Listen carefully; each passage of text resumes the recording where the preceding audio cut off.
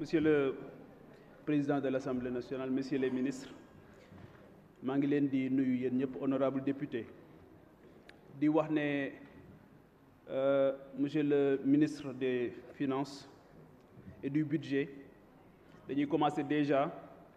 par wax li Oumar Sy wax jàmbaar la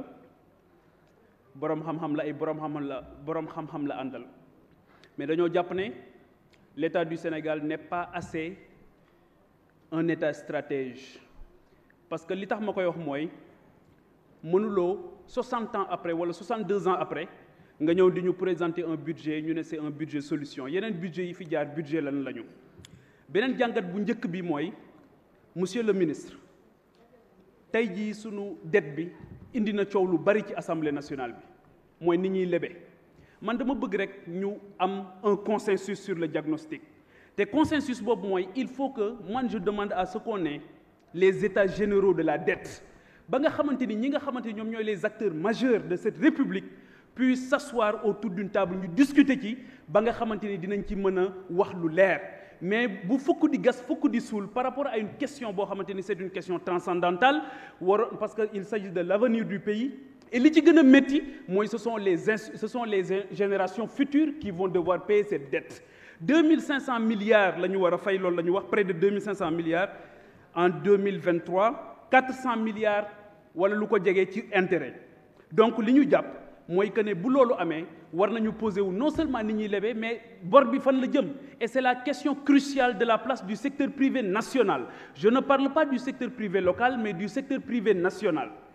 parce que à travers PPP yi ñuy def bu ñu lebee ba pare dañuy gis ne c'est taillé sur mesure pour le secteur privé international après ñoom ñooy ñëw ñooy gagner marché yi ñoom ñoo ko yóbbu et Covid bi mu ñëwee feeñ na ni à chaque fois que sa réew soxla sunu nationaux yi la ñuy woo parce que les étrangers qui sont chez nous et qui gagnent de l'argent en cas de pépin ou de wuyaa yooyu ñoom seen dëkk la ñuy yóbbu seen xaalis te dañ koy soxla te dañu jaar nag ci benn crise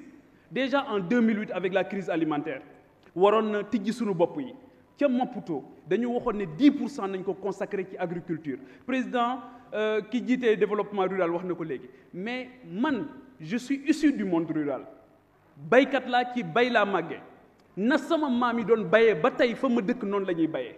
donc bu ñu ñëwee ñu ne on n'a pas une agriculture li ñu am fii mooy de la paysannerie mooy bay dundee ak bay weccee donc defaguñ ci ay efforts yu conséquents yoo xamante ni dina mën a porter li nga xamante ni moom mooy la création d'emplois ba ku ci yoonam nekkul woon mën a dem investir ci gis ci boppam donc leneen li mooy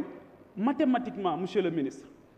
nan la ñu mën a passer du simple au double ci benn année à un taux de croissance de 5% à deux chiffres nan la ñu mën a passer mathématiquement ci loolu est-ce que loolu c'est pas encore benn comment on sait manipuler les chiffres li waa ji doon wax naan c'est des êtres fragiles qui quand on les manipule peuvent te dire tout ce que tu veux entendre donc leneen li mooy la sécurité alimentaire qui doit passer nécessairement par la transformation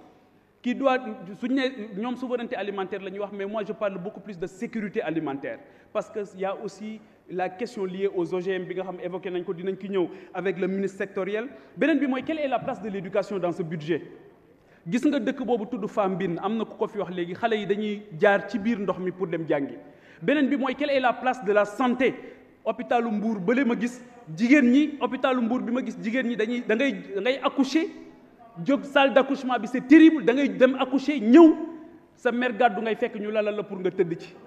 beneen bi mooy te li may je parle sous le contrôle des députés de Mbour donc je pense que la place de l'éducation la place de la santé la place de la recherche scientifique parce que la recherche aussi la crise Covid bi loolu la wane mooy il faut qu'on investisse beaucoup d'argent dans la recherche sinon bu ñu ko deful après on va continuer bu pépin amee ñuy laaj li nga xamante ni moom mooy